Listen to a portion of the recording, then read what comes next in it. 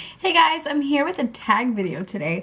I absolutely love tag videos, and this one's a new one. I think somebody just started it really recently. It's the Beauty Scenarios tag.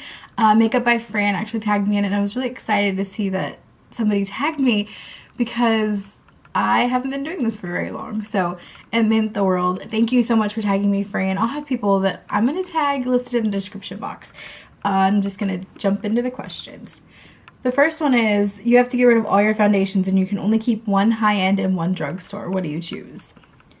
For high-end, of course, I would choose my Chanel Vita Lumiere Aqua Foundation.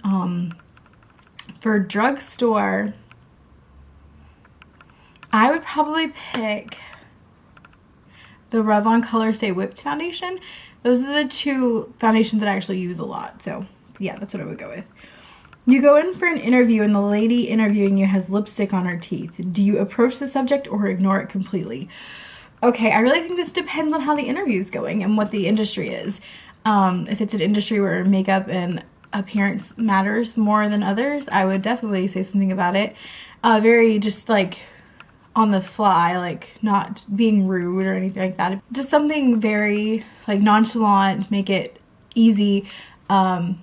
Not something, I don't want to put a lot of pressure on it, but if it's like a high pressure interview, if it's like a second or third interview, and it was just like a lot of pressure, I would probably not say anything at all, or maybe wait till the very end so that it was taken care of before the next interview happened or whatnot, before she went to our coworkers or whatever. Yeah, I'm one of those people, I would say something. The third question is, you're not feeling yourself and you need a pick-me-up. Which lipstick do you put on to make you feel beautiful? Lipstick? I'm gonna get it out. Ugh. Revlon Sorbet. This is one of the Revlon lip butters. It's hot pink, and it's my favorite, and I love it. But this one, it's just one of those ones that you put on, it just makes you feel more like you.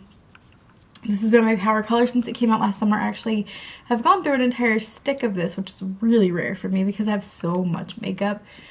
But yeah, Revlon Sorbet. If I were to choose something that was more like a lip gloss, I would pick the brand new L'Oreal, I don't know what these are called.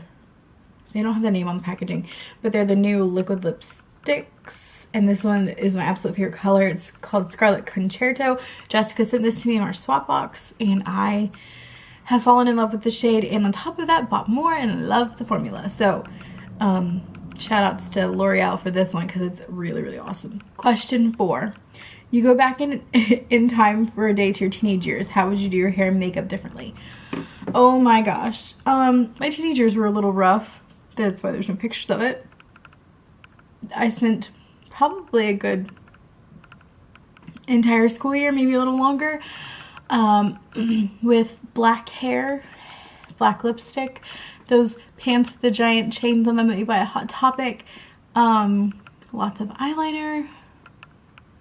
Yeah, I thought it was so cool because I was like the goth kid, and obviously that's so my personality. But beyond that, I had a pixie cut for like the first 2 years of school. I would definitely go back and undo the goth phase that I went through. Bad news. Question 5. You ask your hairdresser for a shoulder-length Pixie Lott haircut, but they hear you wrong and give you a pixie cut. Do you A, smile and say thank you, and then when you leave, call your mom hysterically? B, cry in the chair and things get awkward? Or C, complain to the manager and demand a refund? Okay, I'm one of those people that will always say something to the managers. Always. Like, I feel like in the middle of it, you would notice if they were going from shoulder length to pixie. I would definitely get a hold of a manager and explain that I was asking for a shoulder length do and ended up with not a shoulder length do. I would probably have not even paid leaving the salon. I'm not one of those people who would pay for something I didn't ask for and then leave and then call and complain. I would just take care of it right there. But maybe that's just me.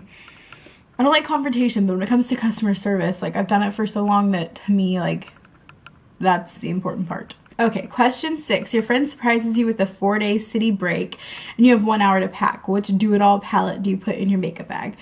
Probably Naked One or The Comfort Zone by Wet n Wild, just because Naked One is so versatile and yeah, but I feel like the Comfort Zone has some colors to it still. Like, hold on, I'll just show you.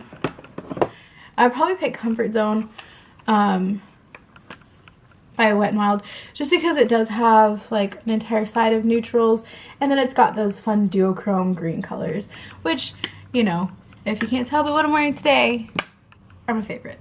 I love green. I love green. It is St. Patrick's Day when I'm filming this. Question 7. Your house has been robbed. Don't worry, everyone is safe, but your beauty stash has been raided. What's the product you really hope is safe? Oh my gosh. I would say, I don't know, most of my stuff is kind of newer, so I can replace most of it, but my Hourglass Ambient Lighting Powder was really expensive, and my Chanel by Lumiere Aqua Foundation. Just because those were super expensive buys, so that I wouldn't necessarily feel like shelling out all that money on them again right away. But those are 2 products that I've been using a lot lately that I think I would kind of go cuckoo without. Okay, the last question is, a friend borrows your makeup and returns it in awful condition. Do you A, pretend you haven't noticed, B, ask them to repurchase it, or C, secretly do the same thing to something of theirs? I would never do the same thing to something of theirs because I feel like that's a respect issue more than anything else. I think I would probably end up like asking them to repurchase it if it was damaged beyond like recognition, you know? If it's just something that like they accidentally dropped it and something cracked, or, you know, life stuff happens, I guess. But if like, I don't know, you use my naked palette and my entire thing of Half Baked was missing, I would cry because that's like my shade. But yeah, I would probably just ask them to replace it. Alright guys, thank you so much for watching. Once again, we'll leave the people that I tag in the description box. Also, if you're interested in this makeup look, I just filmed a tutorial for it, and that will be up later this week. Alright guys, thank you so much for watching, and I'll see you soon.